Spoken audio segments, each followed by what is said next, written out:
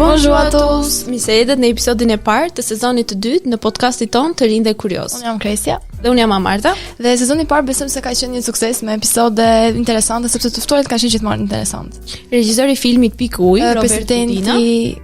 Presidentin e Federatës Shqiptare të Skive, Zotin Elvis Toçi. Shkrimtarja dhe botuesja Rita Petro. Dhe youtuberi që ka përshtatur këngët e kreshnikëve, Irion Miruku. Aktori i teatrit të Korçës, Franz Bregu e shumë të tjerë. Po edhe këtë sezon do vazhdojmë traditën me të ftuar mjaft interesant dhe i ftuari i sotëm është ka lidhje me lehtësinë dhe me librat. Ai është Antonio Pabliku, një shkrimtar i cili na ka tërhequr të gjithëve me vëmendje në librat e tij. Pra zoti Pabliku, jemi shumë të nderuar që keni pranuar ftesën tonë dhe shumë faleminderit që na u bashkuat këtu. Përshëndetje, shumë faleminderit për ftesën tuaj. Pra, zoti Pabliku, duke qartë talenti juaj për të shkruar libra fantazie dhe magje, si ju ka lindur një pasion i tillë? Si ka lindur pasioni i tillë? Pasioni në fakt ka lindur sigurisht duke qenë në kontakt shumë të fuqishëm me fëmijën brenda vetes. Kur kam qenë i vogël kam ndjekur pafund seriale magjik që nga Dragon Ball te Sailor Moon, tek kam lexuar pafund libra fantastik më i famshëm që nuk mund ta las asnjëherë pa përmendur Harry Potteri, që vërtet ngjalli një dëshirë dhe një pasion tek unë për leximin. Dhe jam ndier aq mirë me fantazin sa deri më sot që jam i rritur kam lexuar gjithmonë libra fantastik të zhanrit fantazi dhe gjithmonë kam gjetur edhe libra që nuk janë shumë të njohur, po që kanë një botë epike, kanë krijesa magjike që luftojnë, ndoshta që bëjnë edhe intriga politike, të tipit Game of Thrones, që është seria e librave Gjuhët i Fronesh. Pra, dëshira për fantazin, për të shkruar fantazi ka lindur pikërisht nga fakti që unë jam fansi flakt i fantazisë. Madje aq fansi flakt sa edhe temën e diplomës të masterit e kam bërë për letërsinë fantastike. Kështu që nuk besoj se mund të jem fans më i madh. Se kaq. A keni ndonjë kujtim specifik ose ndonjë libër që u ka frymëzuar për këtë pjesë? Të shkruar magjinë universale. Do ndalem pak, sepse një kujtim specifik ka qenë seriali Sailor Moon. Një serial i animuar shumë i famshëm, Luftëtarja e Hënës. E shija bashkë me motrën kur ishim të vegjël dhe në momentin që Sailor Moon bënte ato shndërimet edhe ato sulmet me atë skeptrin e saj të hënës, Keri si motra ime tha sa do doja që të kishim edhe ne skeptra. Dhe me mjetër rrethanore në shtëpi filluam po bënim skeptra prej letre dhe pastaj këta skeptra prej letre donim që t'i përdornim, kështu që shpikëm një lojë krejtonën që unë quhesha Robert dhe ajo quhej Serena dhe luftonim kundër forcave të skeqes. Dhe kjo ka qenë ajo shkëndija e parë që më bërit mendoja për magjinë universale. Pastaj sigurisht janë ato ndikimet ose influencat nga burimet dytësore, nga serialet që ndiqja dhe nga librat që lexoja dhe nga filmat që shihja. Për shembull, mendoj se nuk e di sa e qartë mund të jetë në libër, po mendoj se Neroja si përshkrim fizik të paktën është shumë i ngjashëm me Pitonin e serisë Harry Potter. Shpëtimi pozitivusit ka diçka pozitivusi pavarësisht se është një mbretëri kristalesh dhe diamantesh, ka diçka që ndihet si mbretëria e hënës te Sailor Mooni. Nivelet, shtimet e fuqive magjike tek heronjt kryesor kanë diçka që të kujton pikërisht atë rritjen e nivelit të fuqisë magjike në këto seriale për fëmijë, po me të drejtën të bukura janë për çdo moshë. Si fan se libri tuaj, Magjia Universale e Akujt, e them me plot gojë se libri është perfekt për adoleshentët që e duan magjinë. Ishte i qëllimshme fakti që libri fokusohet vetëm tek adoleshentët, komunikimet mes tyre dhe jetët e ndryshme të njerëzve? Po. kur kam filluar ta shkruaj librin nuk isha shumë i vetëdijshëm për një një zhanër letrar që ekziston sidomos në Amerikë, që është letërsia YA, Young Adult, për të rinj. Edhe ne këtu e kemi tani, është më e kristalizuar edhe te ne në Shqipëri këto vitet e fundit. Por kur fillova të shkruaja Magjinë Universale nuk ishte diçka që isha i ndërgjegjshëm që po e bëja. Po sigurisht që Magjia Universale për mua është një libër i cili i merr këta të rinj edhe i shoqëron gjatë atij procesi të komplikuar të rritjes. Dhe ka qenë vetëdijshme. Kam qenë i vetëdijshëm që ky është një libër për të rinj. Po gjithashtu kam qenë i vetëdijshëm që ky është një libër që mund të shijohet edhe nga mosha të tjera. Dhe sidomos, më e bukura, kam qenë i vetëdijshëm që unë dua të krijoj një seri librash që e fillojnë të rinj, ashtu si personazhet, dhe me pak shpresë e mbajnë në përduar derisa të rriten bashkë me personazhet brenda librit. Po. Duke qenë se ju thatë që është më shumë për adoleshentit dhe për të rinjt, është një pyetje drejt për drejt. Pse jo keni dhuruar nanës time, gjyshes time, një libër të tillë me gjithë dedikim?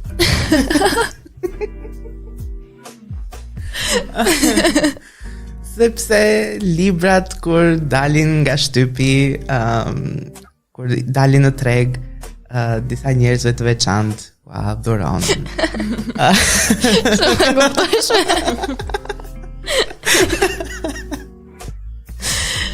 Nuk e di sa mund të futemi në detaje, po e heqim pastaj nëse do. S'ka problem, ishte pyetje. Halla ime është shoqe me gjyshen e Kresjas. Pse personazhet kanë emra jo shqiptar, pra nuk janë shqiptar, apo është libri destinuar të përkthehet dhe të lexohet jashtë Shqipërisë? Këtu keni prekur një pikë nevralgjike. Po. Do vi pak ujë. Sepse më kujtohet në kohët e hershme, pasi doli libri,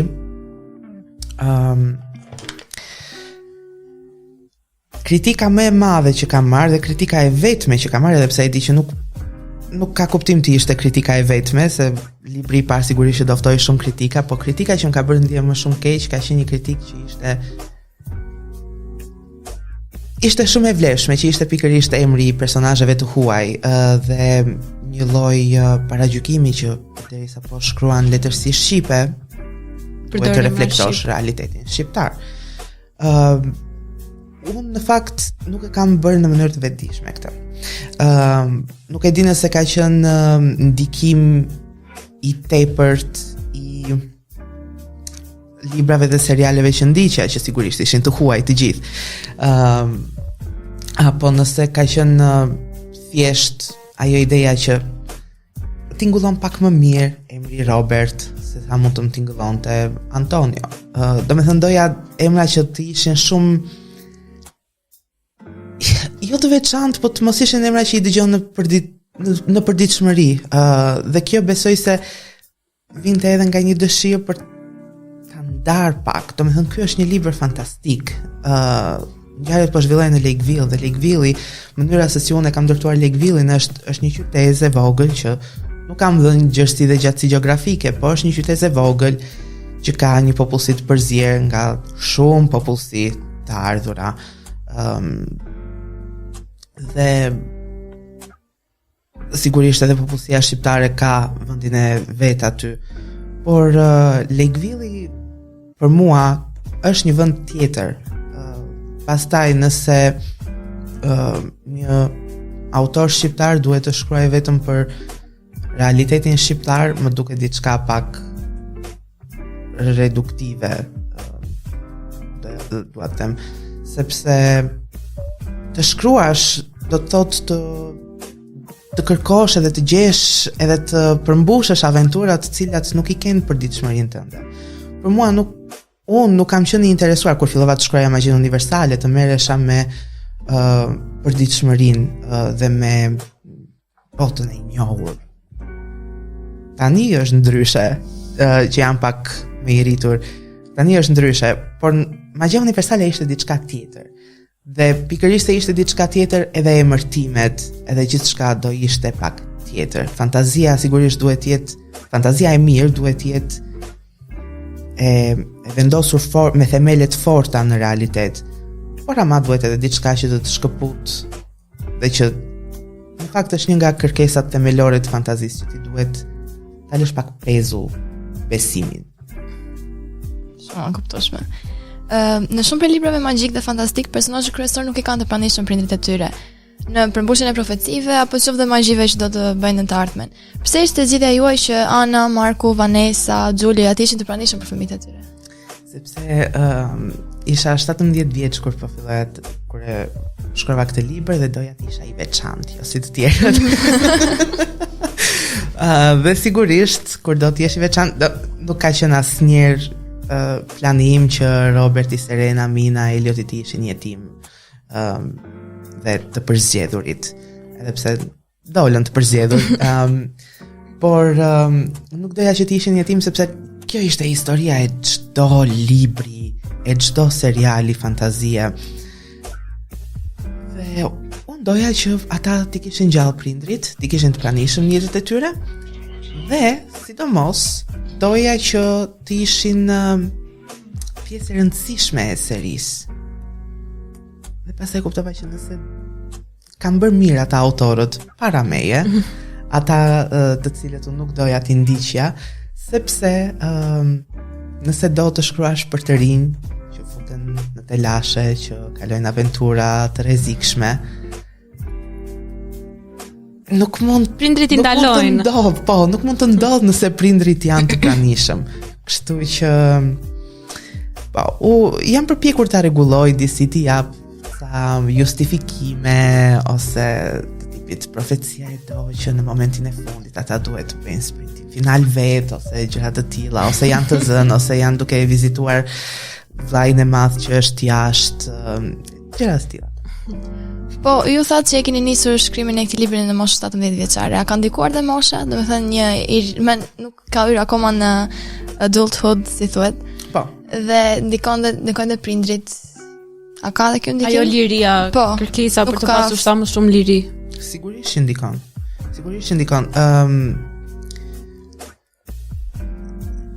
Kërkesa për të pasur sa më shumë liri është pikërisht ajo që thash, që kur shkruan kërkon aventura të cilat nuk i përjeton dot.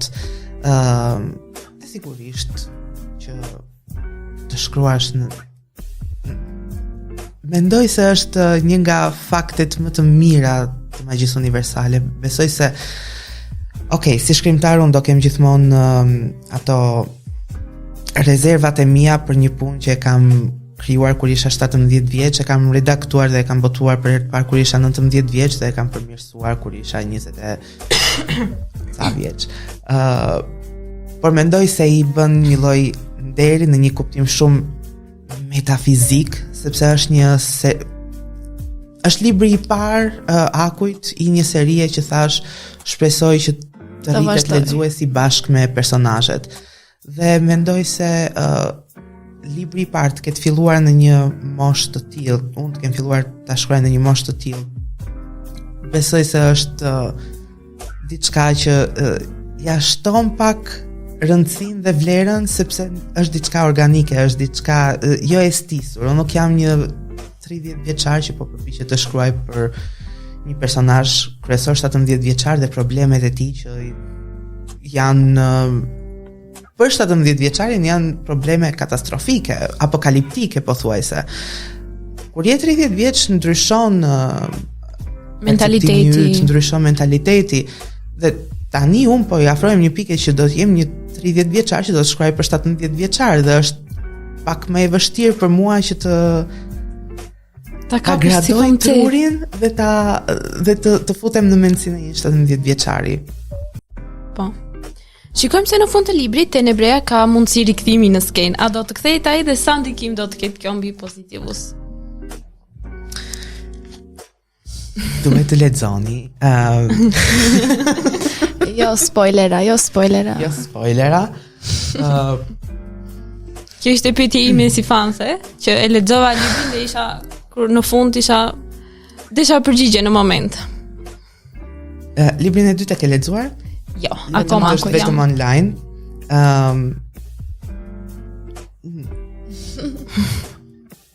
Okej. Nëse Tenebre rikthehet, do ketë ndikim jo vetëm për pozitiv, por për Lakeville-in. Okej, kaç.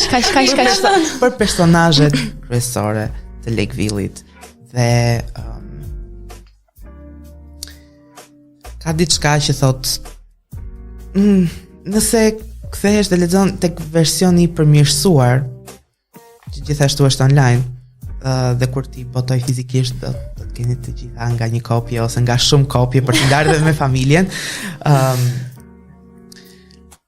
Ka diçka tek versioni i përmirësuar i Akujve që nëse i lexon me vëmendje fjalët e Tenebres, kupton që ndoshta është duke punuar me dikë tjetër dhe kanë një interes të veçantë për Lakeville-in. Dhe më vjen keq, po radhën e ka libri i tretë, po nuk do ta zbulojnë deri në librin e katërt, se për çfarë bëhet fjalë. Do t'i lexoj të gjitha. Të gjitha. Më pëlqen shumë të sillen kështu si misterioz. Se unë jam rritur në kohën që jam rritur. Domethënë fillova të lexoja sagën e Harry Potterit kur kishin dalë vetëm 6 librat e parë, dhe libri i 7 ishte një misteri komplet dhe ruaj sekreti deri në fund. Kështu që më vjen mirë më kuptoni, po. Pak mistike dhe unë. Kur themi libër magjik, si është magjia universale, vërtet i ka të gjitha, shtriga, zombi, vampir, zana, njerëz ujsh. Pse ndodh kjo? Pse është një bashkim i të gjithave dhe jo thjesht një drejtim, shumë vetëm vampir ose vetëm zombi? Është ajo ideja që Lakeville ka një popullsi të përzier. Ka një popullsi të përzier jo vetëm nga popujt e ndryshëm të botës, po ka dhe një popullsi të përzier magjike. Nuk e di sa mund ta keni idenë e serialit Buffy, Gjojtarja e vampirëve, por Buffy me pak fjalë jetonte në një qytet që ishte një qendër e përqendruar magjie. Dhe të tillë doja ta kisha Lakeville-in, sepse duke pasur parasysh që unë po shkruaj librin e parë të një serie që dua të zgjas shumë. Doja të kisha mundësi të luaja sa më shumë me çdo element të mundshëm që mund të më ofronte fantazia. Doja të ishte një ekstravagancë e vërtet magjie, fantazie. Kështu që nuk ishte ndonjë gjë që e mendova shumë gjatë. Thjesht kështu ishte, thjesht Lakeville do të kishte shumë krijesa magjike. Dhe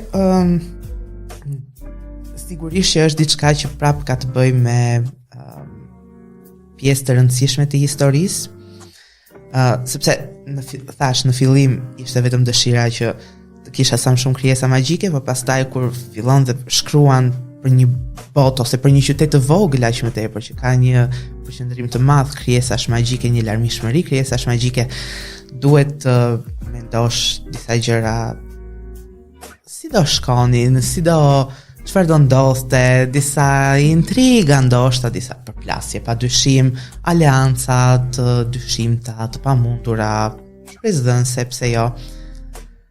Të gjitha këto fillojnë të ndodhin dhe fillojnë të vlojnë pak a shumë në librin e 4, sidomos. Po i bëj shumë promo librit të 4, s'kemi lexuar akoma të tretin. Besoj se të gjithë lexuesve ju kanë bërë përshtypje jo vetëm lidhjet midis Robertit dhe Minës ose Serenës dhe Eliotit, por edhe Bridgetit edhe Rinit ose Alanit edhe Julesit. A do të shikojmë në librat në vazhdim dy çiftet e fundit jenë të lumtur? Edhe ka mundësi të rikthehet Julesi në skenë? Këtë e me pyetje unë.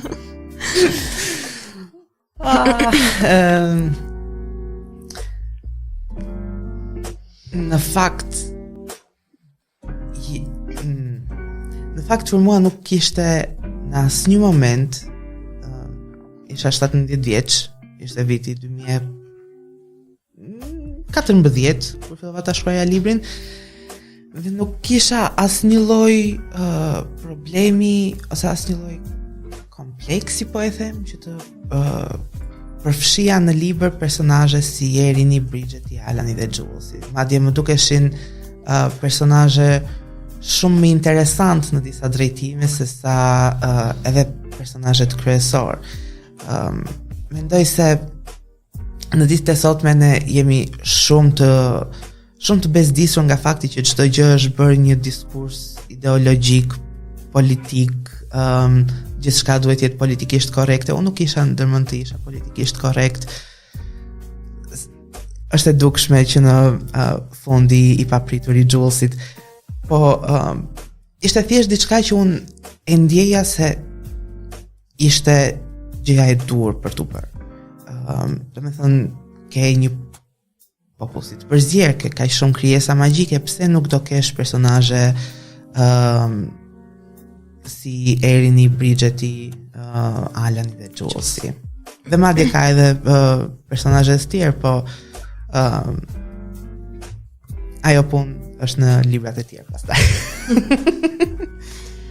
Ju nuk e fshini fare dashurinë dhe pasionin për librat, kjo është një gjë shumë e mirë. A keni ndonjë libër specifik që do doni ta mbanit me vete përgjithmonë ose t'i jepni gjithçka për ta lexuar për të parë përsëri? Po. Kur isha më i vogël, citoja vetëm Harry Potter dhe Princi Gjak Përzier, libri 6 i sagës. Më pas ju shtua pothuajse magjikisht, ju shtua Lufta dhe Paqja, një libër për cilin të gjithë më kishin thënë është i lodhshëm, ose fillo kot se do ta lësh për gjysmë. Dhe unë e kam lexuar me aq lehtësi, jo, po e kam lexuar me aq kënaqësi dhe aq i zhytur në botën e Luftës dhe Paqes sa e kam lexuar 2 herë deri më sot. Sepse është pak e vështirë ta lexosh më shumë se 2 herë, po do ta bëja. Po hera e dytë nuk ishte aq magjike sa hera e parë. Dhe doja shumë që të kisha mundësinë ta lexoja edhe një herë. Për herë të parë, pa ditur asgjë çfarë do ndodh, çfarë pritet për personazhet, nuk dua të kem iden ku fillon personazhi dhe ti ku mbaron rrugtimi i tij. Dua që të jetë gjithçka për herë të parë. Kjo dhe janë dhe 2 libra të tjerë shumë të bukur që më janë shtuar këto 2 vitet e fundit, që është një roman i Stephen King, Salem Slot, që është një qytet i vogël që ushtohet nga vampirë dhe vampirizmin ai e trajton si një viroz. Është libër shumë i bukur, shumë interesant. Rekomandoj ta lexoni dhe pastaj të shikoni filmin që është bërë në 2024 dhe pastaj filmin që është bërë në vitet 70. Dhe eksperiencë shumë e bukur. Patjetër. Nëse ju intereson pak horror, vampirez. Okej. Atë jemi. Gjithashtu, atje ku këndojnë karavidhet. Nuk e di nëse e keni lexuar, rekomandoj të gjithëve. Atje ku këndojnë karavidhet. Gjithashtu është film, kështu që prapë mund ta lexoni dhe pastaj të shikoni filmin. Është një libër i mrekullueshëm. Një libër nga ata që shumë njerëz e kanë kritikuar për fundin, po mendoj se ishte fundi më i përshtatshëm. Duke mos treguar shumë edhe për ata që nuk e kanë lexuar librin, libri përfundon, sidomos për Roberti, në një vend pa shpëtim. A e gjen gjithmonë njëri tjetrin në fund Serena dhe Roberti? Po, dhe këtë mund ta them pa hezitim fare, pa spoiler, pa asgjë, sepse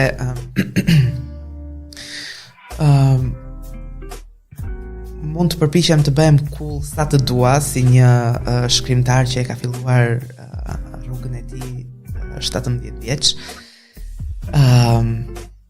Por gjëja më e rëndësishme në këta libra është shpresa.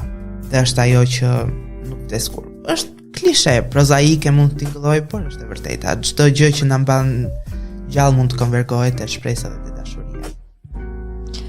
Me sa duket, Magjia Universale do të jetë një seri librash. Sa mendohet të bëjmë pjesë në këtë sagë dhe si mund të jetë vazhdimi?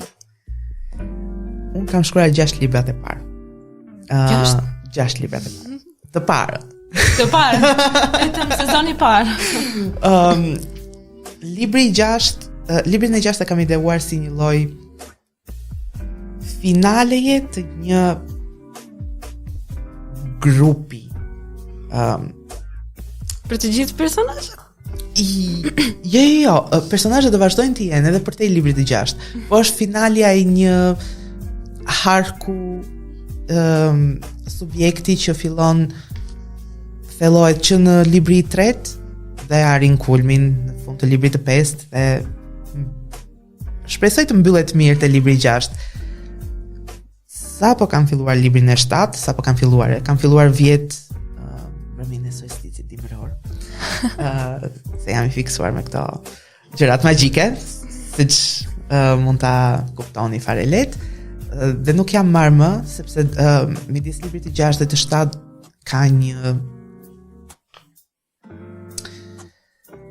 ka një pauzë kohore të gjatë, që nuk e di do jetë 1 vit apo 2 vjet, dhe mendoj se edhe unë nëse marr pak pauzë të gjatë 1 vjeçare ose 2 vjeçare ose edhe pak më shumë, do të jetë më mirë.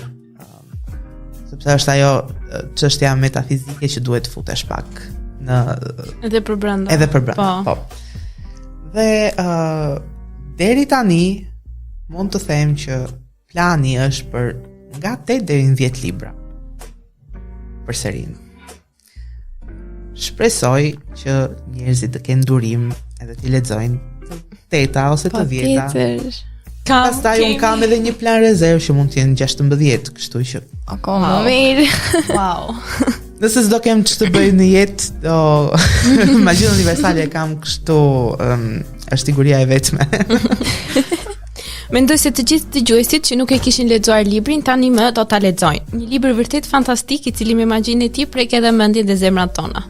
Shumë faleminderit për përgjigjet që na dha zoti Babliku dhe jam e sigurt se keni frymëzuar shumë shkrimtar të rinj dhe shumë lexues ta lexojnë librin tuaj. Shumë faleminderit ju që më ftuat edhe shumë faleminderit për pyetjet shumë të bukura dhe shumë interesante. Shumë faleminderit edhe ju. Miq të dashur, shpresoj t'ju ketë pëlqyer ky episod. Shihemi në episodin tjetër. Miropafshim.